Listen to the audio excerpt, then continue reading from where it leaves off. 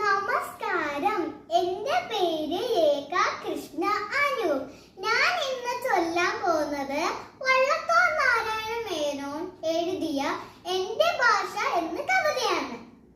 മിണ്ടിത്തുടങ്ങാൻ ശ്രമിക്കുന്ന പിഞ്ചിൽ ചുണ്ടിനേളം പാലോടൊപ്പം അമ്മ എന്നുള്ള രണ്ടക്ഷരമല്ലയോ സമ്മേളിച്ചിടുന്നതൊന്നാമതാ.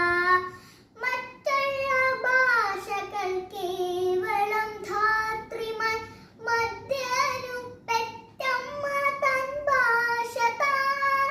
മാതാവിൻ വാത്സല്യദുഗ്ധം നുകർന്നാലേ പൈതങ്ങൾ പൂർണ്ണ വളർച്ച നേടൂ.